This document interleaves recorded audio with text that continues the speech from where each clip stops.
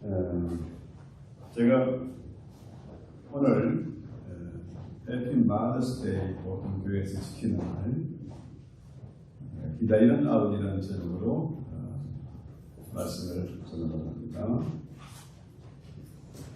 제가 처음에 교회에 출석했을 때 가장 듣기 싫은 말이 뭐냐 하면은 하나님 우리 아버지 제일로 듣기 싫었어요.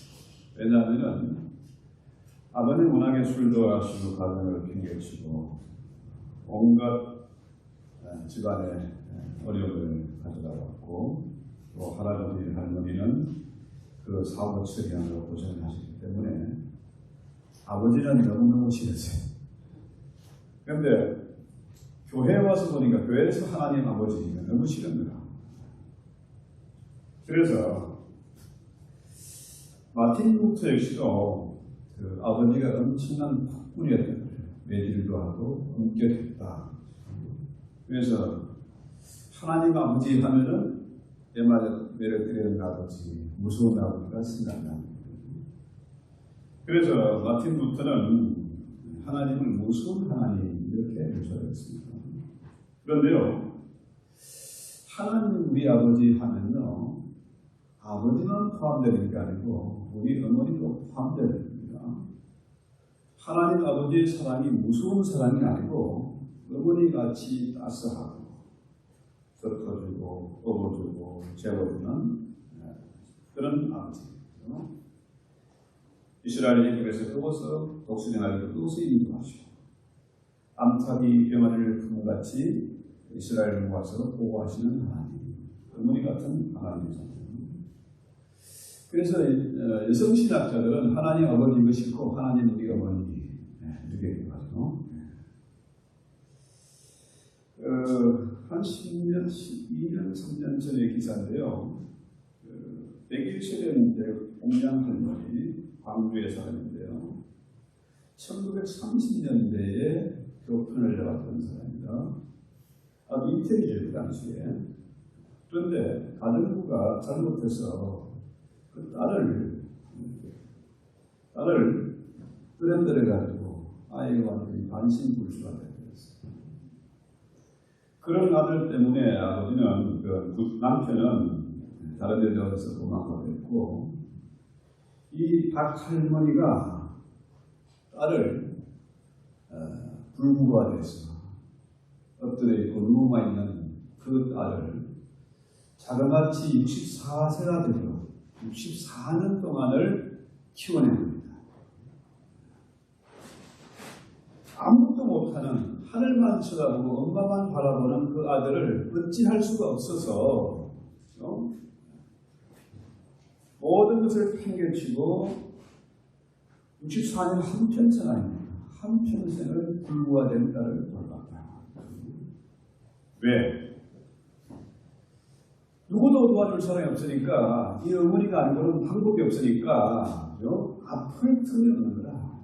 도저히 이 딸을 두고 아플 수가 없어. 평생을 그렇게 사십니다. 정말 전설 같은 그 어머니의 사랑입니다. 이것이 바로 하나님 우리 어머니의 사랑, 하나님 우리 아버지의 사랑이다. 요즘은 유산 문제로 참 시끄럽습니다. 그래서 아예 유산 전담 변호사가 있어. 목사님이 그 세미나에 갔는데 첫 번째 하는 말이 자녀들에게 미리 유산 주지 말라. 들된다. 그래서 이 자신놈들은요 부모의 돈 냄새를 기가 막히게 해요. 제가 잘 아는 분, 그 어머니가 병원 돌아가셨는데요. 어디에 돈 숨겨놨는지, 은행 CD에 얼마 들어있는지 이거 다 아는 거예요. 기어이 그 엄마 돈을 다 빼내는 겁니다. 제가 그 양반도 제 이름으로 차 사줬다가 그림이 다 망가졌잖아요.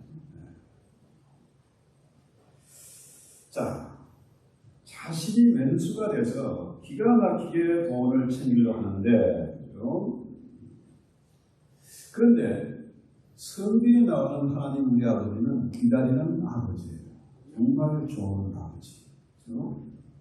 신약에서 뭡니까? 탕자의 비유를 통해서 하나님 아버지의 사랑을 나타낸다는 이 탕자가 유산을 미리 달라. 그렇죠? 자, 부모가 죽어야 지가 유산을 절반을 차지하든지 3분의 1을 차지하든지 할 텐데 죽기 전에 뭐 미리 유산을 달라 이거는 말이 안 되는 거고 그런 놈은 쳐주게 돌로 쳐주게. 그런데 이 아버지가 유산을 미리 물려줘요. 그놈이 그 돈 가지고 나가서 살 짓이 뻔해. 쫄딱 망해서 거지돼서 돌아올 줄 알아요. 그런데도 불구하고 유산을 줍니다. 왜? 그까지 돈 또 벌면 되지. 그죠? 돈 때문에 아들을 잃고 싶지 않다. 그까지 돈 네가 마음껏 써라. 그러나 네가 반드시 내 아들이 돼서 와라. 아버지의 이름을 부르는 그 아들의 모습을 기다리는 거죠. 그래서 멀리서도 기다립니다. 차라리 돈을 안 줬으면, 미리 유산을 안 줬으면 안 나갔을 텐데 돈을 주니까 그놈이 다 챙겨가지고 나가서 별짓 다 하는 거죠. 아버지는 다 알아. 뭐 하고 있는지 다 압니다. 그럼에도 이 아버지는 어디가 멀리 있어서 늘 멀리서 아들 오기만을 기다리고 있어요. 돌아오기만을 기다리고 있어요. 자, 멀리 있으니까 아들 놈은 아비가 어디인지 몰라. 알아볼 수가 없어. 그런데 이 아버지는 멀리서도 그런데가 된 그 아들의 모습을 알아봅니다. 그래서 잔치를 하고 입을 맞추고 또 우리가 그야말로 새 옷을 입히고 반지를 또 끼고 준다. 다시 아들을 인정하고 또다시 유산을 챙겨주겠다는 의미잖아요. 이렇게 보면은요, 어떤 흔히들 그 아비의 그 자식이다. 아들은 놈이 탕자라, 방탕한 놈이라. 근데 그 아버지는 더 방탕한 아버지 아닙니까? 그런 놈은 아예 싹을 잘라버려야지. 그런데 그 놈에게 돈을 줘가지고 탕진하게 만들고 또 반지를 끼고 든다. 잔치를 대서한다. 둘째 아들이 화를 내는 건 당연하잖아. 자, 그 아비의 그 아들. 그렇죠? 방탕한 자식, 방탕한 아버지. 그렇죠? 하나님 우리 아버지의 사랑이 바로 그와 같은 것이다. 네. 자, 구약에 보면요, 하나님이 무슨 하나님만이 아니라 구약에서 아버지의 사랑을 대표하는 사람이 누구냐? 다윗입니다. 오늘 보면 다윗이 28절에 보면요, 아히마아스가 외쳐 왕기를 평강하옵소서 하고 왕 앞에서 얼굴을 땅에 대고 절하미되 왕의 하나님 여호와를 찬양하리오소이다. 그의 손을 들어 내 주왕을 대적하는 자들을 넘겨주실 거 아니니 왕이 이르되 젊은 압살롬은 어디있느냐. 자, 여기서 우리가 하나의 딜레마가 있는데요. 자, 아들 압살롬이 반역을 일으켰습니다. 그것도 보통 반역이 일으키는 게 아니라 이 압살롬이 사람들을 모으고 군대를 일으켜가지고 그야말로 아비를 죽이고 왕자를 차지하겠다고 반역을 일으킨 거예요. 자, 그 정도가 어느 정도인가 하면요, 16장 22절 볼까요? 사무엘하 16장 22절. 이게 보면은 그들이 압살을 위하여 집의 지붕에 장막을 치니 압살롬이 온 이스라엘 눈앞에서 자기 아버지의 측들에게로 들어간다. 자, 이거 엄청난 일입니다. 자, 아비를 죽이고 왕자를 차지하겠다는 것도 모자라서 들어가는 겁니다. 아버지의 후궁을 10명을 양다. 백주 대낮에 백성들이 보는 앞에서 급파를 해요. 이런 세상에 이런 부여박심한 놈이 없습니다. 이런 박장들 하나 없잖아요. 자, 두 형이 죽었으니까 어디가 죽었으면 하나는 그 다말이라는 이쁜 다윗의 딸이 있잖아요. 너무 이쁘니까 이 암논이라는 분이 이복 동생이잖아요. 동생을 끄트려버렸어요. 그러니까 압살롬이 화가 나 자기 친동생이니까 암논을 형을 쳐 죽여버렸습니다. 그래서 죽었어요. 그래서 실제로 뭡니까? 압살롬이 셋째 아들이지만은 실제 지금 장자잖아요. 기다리는데 그럼 왕권이 압살롬에게 자연스럽게 물러가는 거죠. 왕이 될 수 있는 거 아닙니까? 그런데도 고세를 못 참고 아비를 죽이려고 반을 일으켰고 아비의 그 후궁들을 거절했습니다. 세상에 이런 불효막심한 놈이 어디 있습니까? 이건 뭐 도저히 이 시대에도 있을 수 없는 그런 끔찍한 일을 저질렀습니다. 그러니까 어때요? 다윗은 도망을 해요. 10편에 보면은 울며 감남선을 넘었다. 너무너무 다윗이 분통이 터지고 우울하기도 하고 기가 막히기도 하고 왕의 체면이 말이 아니고 아비의 그냥 권위난 땅이 떨어졌고 기가 막히잖아요. 그런데 다윗이 왜 도망갔을까요? 여러분 흔히들 자식 이기는 부모는 없다고 그러지 않습니까? 자, 아버지가 힘이 있어요. 자식이 아직 힘이 없어. 아버지는 왕이고 평생을 전쟁터에서 살아온 용장 중에 용장입니다. 그죠? 어린 나이에, 그죠? 골리앗과 맞서서 싸웠습니다. 이겼습니다. 대단한 전략가고 용장입니다. 그런데 왜 다윗이 아들과 싸우지 않고 도망을 갔을까요? 자, 그 원인이 뭐냐? 그게 대한 해답이 사무엘하 12장에 나옵니다. 12장 10절로 12절 성경을 한번 찾아보세요.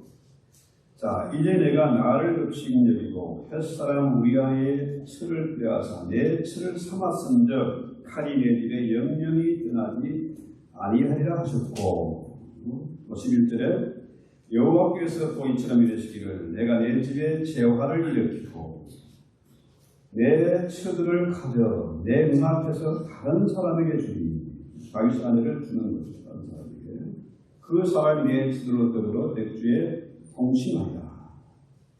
너는 은밀히 행하였으나 나는 이스라엘 무리야 백주의 일을 행하리라. 자, 나는 선지자가 다윗을 향해 경고한 예언의 말씀이에요. 끔찍한 일이죠. 자, 다윗이 남의 아내를 겁탈하고 누가 욕을 했는지 모르지만 어쨌거나 다윗이 남의 아내를 건드렸습니다. 자기 아내로 삼았어요. 또 이게 들통날까봐 그 우리아를 전쟁터에 보내서 죽게 만들었어요. 자, 분명히 다윗은 왕이니까 그 정도쯤이야. 들통날까봐 우리아도 죽여버렸으니까 이제 끝났다고 생각했어요. 그런데 너는 은밀하게 행했지만 나는 백주의 일을 행하리라. 그 예언한 말씀이 정확하게 사무엘하 16장 20절에 그대로 나타나잖아요. 아들 압살롬이 그 짓을 한 것입니다. 이런 끔찍한 얘기, 말도 안 되는 얘기, 정말 지저분한 얘기를 성경에 기록해 놨다는 게 참 놀랍습니다. 그래서 아들 압살롬이 그 짓을 한 것을 보고 다윗이 무슨 생각이 들었을까요? 나단 선지자가 책망한 그 말씀이 어떤 생각입니다. 정신이 번쩍 났어요. 아하, 이 아들놈이 이렇게 불안당이 되고 아비를 죽이고도 달려든 것, 이 끔찍한 일들이 누구 때문이다? 나 때문이다. 나 때문에 아들이 저렇게 망가졌구나. 저렇게 잘나고 기운수이 있고 인기가 많고 특출한 아들인데 저놈이 나 때문에 저랬구나. 이게 깨닫지. 기가 막힌 겁니다. 그래서 성경은요, 정말 정확한 책입니다. 이게 뭐 전설의 고향에 나온 그런 얘기가 아니고요. 동화도 아니고 이것은 뭡니까? 역사적인 기록이에요. 또 성경에 보면은 압살롬이 뭡니까? 그 긴 머리가 얼마나 잘생기고 인기가 많았던지 그냥 한번 입을 맞추면은 사람이 다 노각합니다.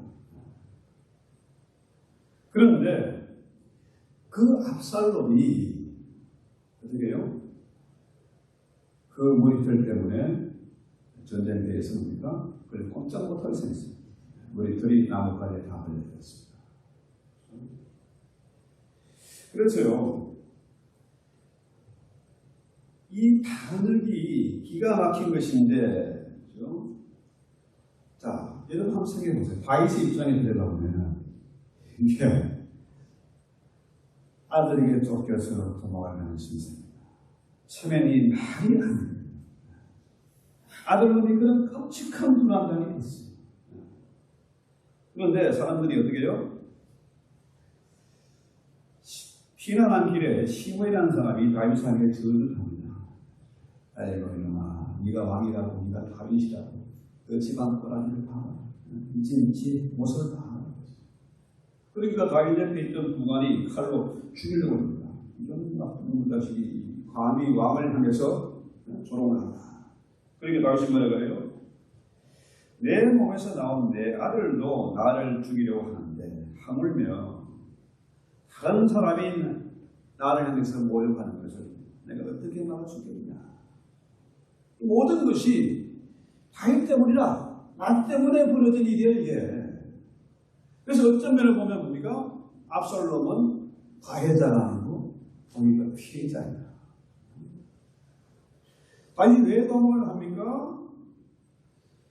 압살롬이라는 이 불안감 이것 때문에 다윗이 번쩍난 거예요. 하나님의 말씀이 생각나고 하나님의 사랑이 생각나고 하나님의 그 약속 커버넌트가 생각나는 거예요.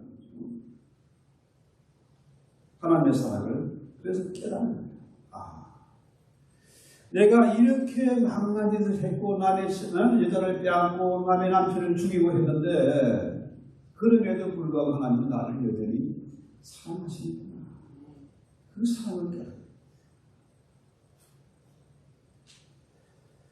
그렇습니다. 자식이 이기는 부모는 없습니다.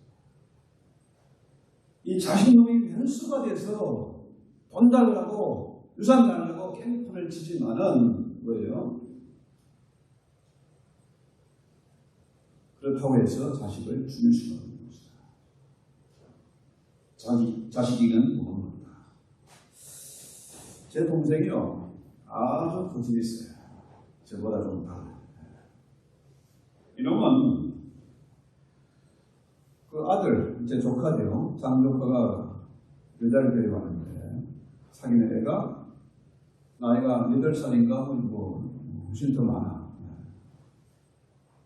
또 캄보디아 선교사님 딸이에요.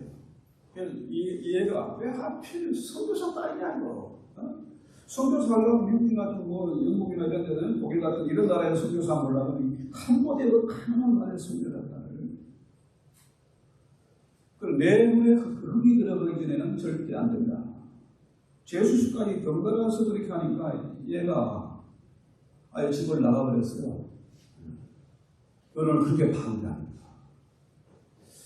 저 같으면은 아예 나가서 살림을 쳤을 텐데 부모의 허락을 받기 위해 자그마치 5년을 기다려서 이번에 6월달에 결혼해요. 그렇게 고집이 세고 정말 내 눈에 흙이 들어가기 위해 부모가 합심해서 그렇게 반대하는데 이 아들은 참고 기다렸어요. 결국은 자식에게 지는 거죠. 그래서 동생이 조카에게 진 겁니다. 아들에게 진 겁니다. 그렇습니다. 자식이 잘못되니까 부모는 그럴 수 없어요. 이미 다윗은 자식이 죽는 것을 봤잖아요. 다말이 죽고 암논이 죽는 것을 봤지 않습니까? 자, 자식의 그 효도를 받고 아버지가 먼저 죽어서 자식이 장례를 치르는데 두 아들과 딸을 잃어버린 뭡니까? 이 다윗의 심정, 부모의 심정이 어떻게 됐습니까? 그런데 이 아들을 죽일 수가 없는 거예요. 전쟁터에 나왔습니다. 반란을 진압해야 되니까 이게 딜레마잖아요. 자, 반란을 진압하려면 반란의 수백을 죽여야 돼. 그래야 끝나. 근데 다윗은 아들을 죽일 수가 없어요. 그렇다고 왕권을 그대로 물려주는 것은 하나님의 섭리, 하나님의 이 계약에 어긋나, 그분한테 어긋나. 자, 이러지도 못하고 저러지도 못하는 딜레마예요. 여러분, 다이어트를 결심합니다. 여름이 되니까 또 다이어트의 계절이 돌아오죠. 보면서는 여름이니까. 자, 몸매에 자신 있어야 반바지도 입고 모습이는 빛이 일어나고 하는데 이게 뭐예요? 다이어트를 하려면 운동 열심히 해. 땀을 운동하고 좀 먹는 거 덜 먹고 그래야 되잖아요. 하긴 해야 되는데 먹고 싶은 건 너무 많아. 하고 싶은 건 너무 많아. 이해지도 못하고 들리도 못하고. 공부를 열심히 하려고 내가 1등을 한번 먹어야지, 자랑해야지. 그러면 공부를 열심히 해야 되잖아요. 1등은 하고 싶은데 놀고 싶은 것도 많고 하고 싶은 것도 많아. 이러지도 못하고 저러지도 못하고. 다윗에게 뭐 마찬가지다. 이놈을 죽여야 반란이 진압되는데 아들을 죽일 수는 없어. 그렇다고 하나님의 섭리, 하나님의 그 헤세드를 어길 수가 없어. 자, 그래서 다윗이 어떻게 해요? 도망을 합니다. 도망. 왜 도망합니까? 힘이 없어서 도망하는 게 아닙니다. 자, 이 반을 진압하려면 어떻게 해요? 아들을 죽여야 돼. 또 아들을 살리려고 하면 어떻게 해요? 아비가 죽는 거지. 태양이 둘이 있을 수는 없잖아요. 그죠? 다윗이 아들에게 맞아 죽어야 이 끝나는 거죠. 아비가 아들을 죽이든지 아들이 아비를 죽이든지 둘 중에 하나가 돼야 해결하는 거예요. 그래서 뭡니까? 방법은 도망하는 게 상책이지 뭐.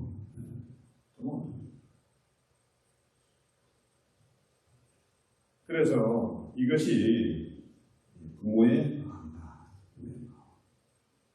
아버지, 어머니.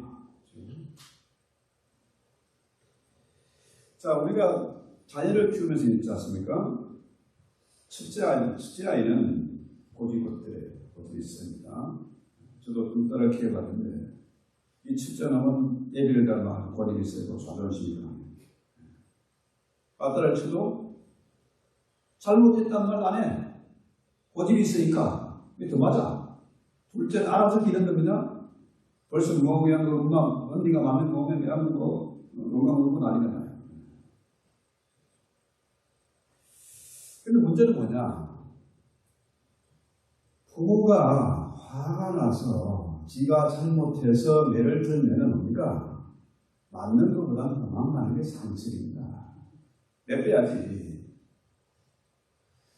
자, 부모가 자녀를 때렸어. 사람들이 저거 깜짝 놀라요. 어떻게 아이를 때리냐? 누구나 딸을. 제가 몇 번 안 했습니다. 말은 이렇게 하지만은 몇 번 안 했어요. 상처가 돼요. 지금도 큰 딸은 저한테 별로 감정이 안 좋아. 왜 그러냐? 도망가고 잘못했다고 인정하고 도망간 끝이야. 그런데 자녀를 때리는 그 부모의 마음은 더 아픈 거야. 도망가는 게 상식이다. 그래서 이 다윗이 반란을 진압하긴 해야 되겠는데 어떻게 해요? 직접 나서라니까 18장 1절에 쭉 5절까지 쭉 보면요. 마귀여 그러냐 그러지 마세요. 당신은 전쟁터에 나가지 말아라. 우리가 다 해결하겠다. 왜? 백성들 1만 명, 2만 명보다 당신 한 사람이 더 귀하니까 당신 나가면 안 돼. 나는 기다리라. 그래서 다윗은 전쟁터에 나가지 않고 이걸 어떻게 합니까? 아이 젊은 압살롬은 편안하다. 편안한 살롬은 무상하다. 살아있냐? 자, 여러분, 이 다윗의 마음은 이 맹수 같은 이놈을 죽여버려야 마땅한데 그 불합리화 같은 놈을 기억하는, 생각하는 거예요. 아들만은 절대 죽지 마라, 살려라. 이게 다윗의 마음이에요. 그래서 젊은 압살롬을 너희 대모라 보내주는 거예요. 이게 젊은 압살롬이라는 사실은 뭔 놈입니까? 이 아가는 건드리지 마라 이 말이에요. 장군이 되고 왕이 되겠다고 발언을 일으킨 그 압살롬을 향해서 내 아들, 내 아가는 건드리지 마라. 이게 다윗의 말이죠. 그래서 결국 뭡니까? 죽이지 말라는 것은 그 아들이 아침내 기다리고 기다려서 아들이 돼서 돌아오기를, 아버지하고 돌아오기를 기다리는 것이 아버지의 마음, 부모의 마음이다. 그래서요, 우리가 혹시 자녀들 가운데 자녀이 속을 썩이고 막 나이가 되고 그렇다 하더라도 이 다윗의 심정으로 기다리는 아버지, 기다리는 엄마가 됩니다. 이것이 바로 구약에 나타난 하나님 우리 아버지의 마음이고 하나님 우리 어머니의 마음이에요. 저 이렇게 여기 와서 자식을 남편하고 이혼하고 아들 하나 붙잡고 바다를 건너서 봤는데 이놈이 맨날 거짓말하고 사고만 치고 하니까 엄마가 너무 화가 나가지고 성적표 받고 하나님 병기에 집어넣거든요. 만약 어떻게 해요? 너무 하나 애를 때렸다가 그냥 뭡니까? 죄를 하고 말았죠. 그 집에도 제가 돌봐준 적이 있습니다. 자, 우리가 아이들이 속을 썩일 때에 그 아이들 향해 화를 내고 매를 내는 것보다는 기다리고 기다리는 부모가 되야 된다. 바로 저 모습입니다. 나는 저 아이보다 우리 엄마 아빠의 마음을 더 아프게 했구나.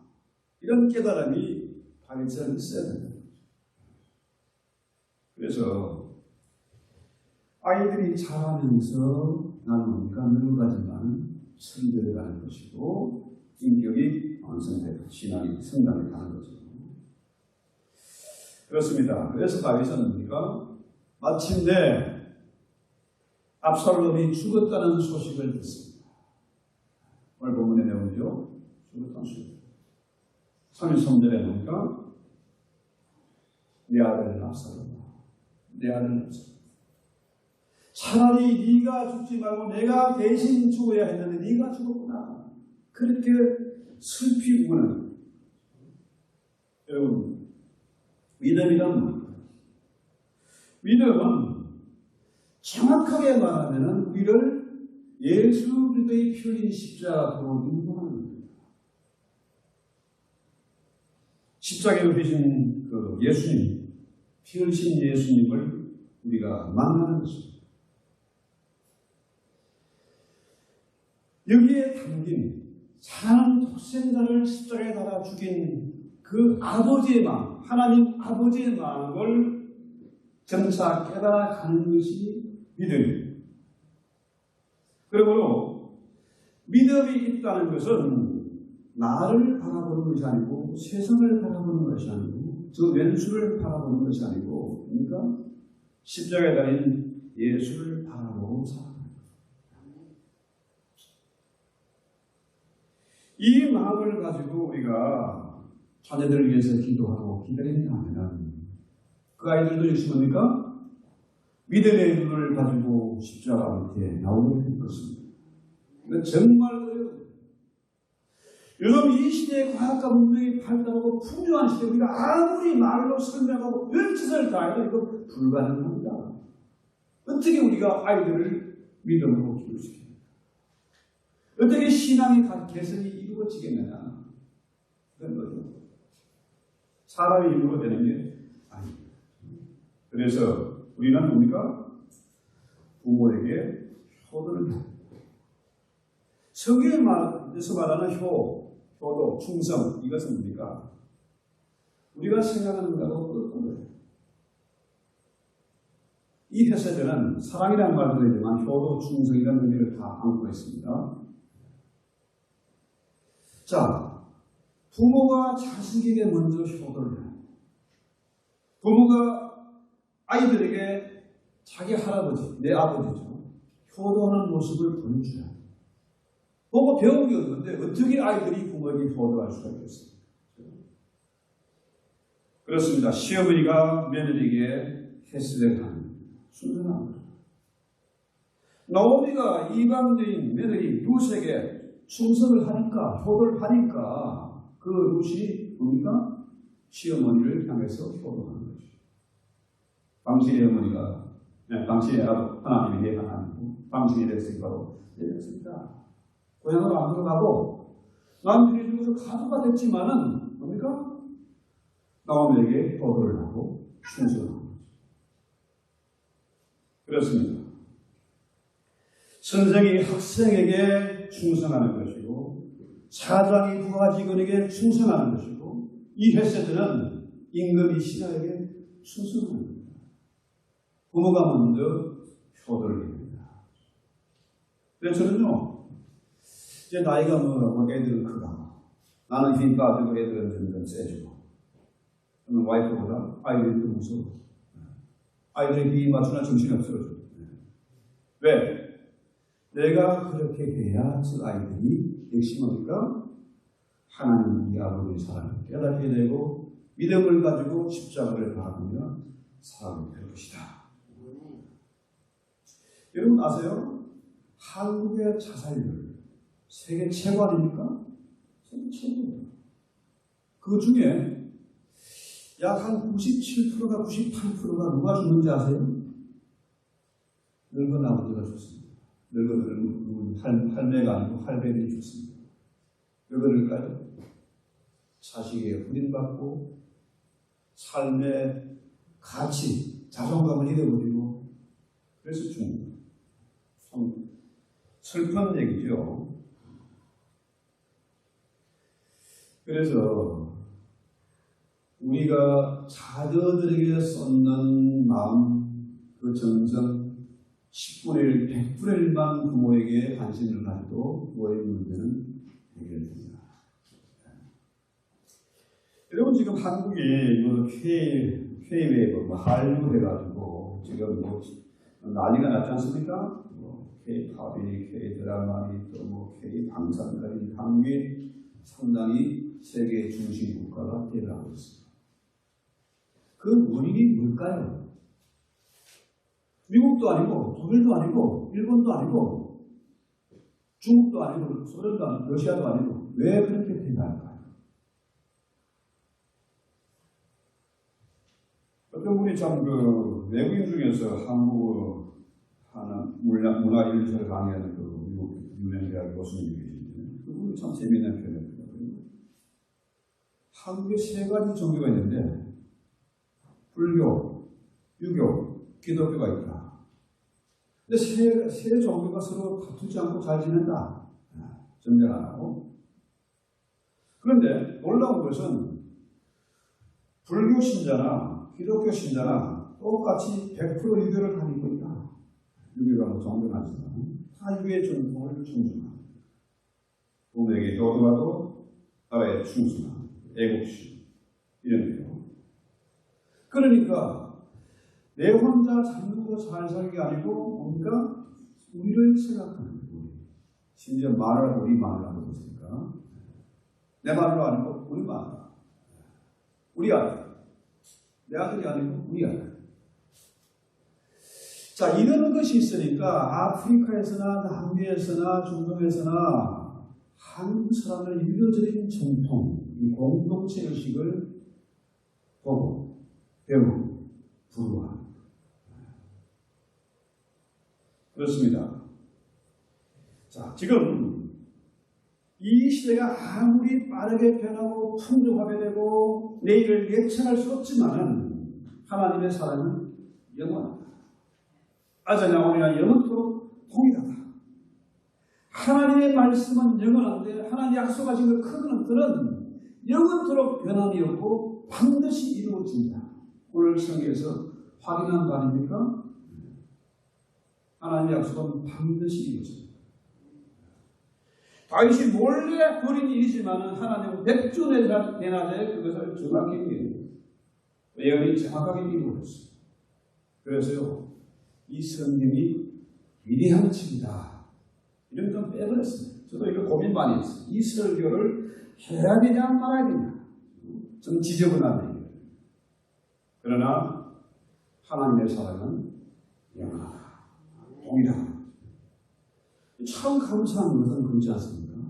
우리 생각에 적어도 나는 다윗같지는 않다. 그렇잖아요? 다윗처럼 남의 말을 훔쳐오고 그 남편 주의만 하지 않았어. 그렇잖아요? 적어도 우리 집안은 이 콩가루 집안이 아니야. 우리 집안은 그래도 양반 집안이야. 아브라함이라고 하면 어땠어요? 믿음의 조상을 가지고 뭐였어요? 지마루가 두 분이라 파묻고 그 이쁜 분이에요. 그래도 우리 믿음의 조상이 됐네. 지금도 이스라엘 다윗 같은 왕이 오기를 기다리고 있네. 이걸 보면요, 좀 위로가 되지 않습니까? 구원에 대해서 흔들림이 있을 수가 없어. 나는 적어도 아브라함 같지 않다. 다윗 같지 않다. 그렇다면은 저들이 우리와 다른 점은 뭘까요? 하여튼 해결입니다. 정신 차렸다는 얘기입니다. 자, 우리 찬송하고 기도합시다. 이 말씀을 생각하면서 어머니의 사랑을 한번 볼까요? 40제 그리고 가사를 기억하고 있는 것입니다.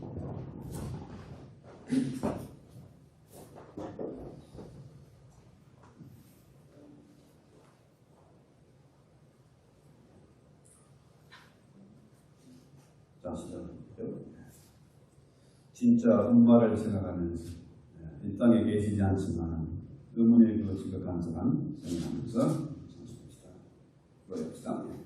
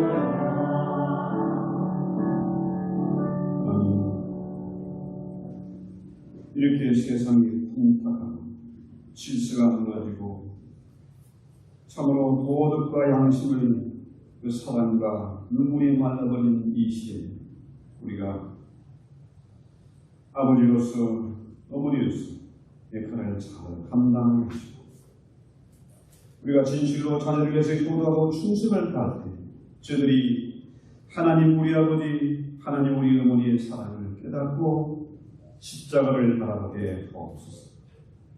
십자가의 그 피 흘린 자리로 돌아오게 하옵소서. 우리 모두가 이 사랑을 가지고 참으로 아름다운 교회, 아름답고 복되고 향기나는 모두가 부러워하는 그런 가정들을 만들어 가게 하옵소서. 예수님의 이름으로 기도했습니다. 저는 오늘은 이용만 선생님 나와주셔서 최고장 계시고요. 나와주셔서 수고해 주십시오.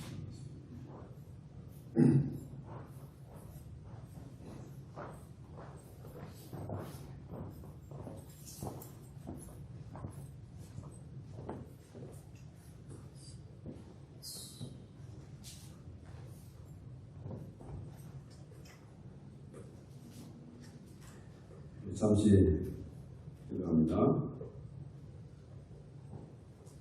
하늘에 계신 우리 아버지, 이 시간 주의 사랑을 베풀고 이 잔치의 자리로 초대하시는 것을 감사합니다. 이 식탁에 주님이 주인 되셔서 우리를 위해서 피 흘리고 우리를 위해서 살과 잔을 나누신 이 식탁에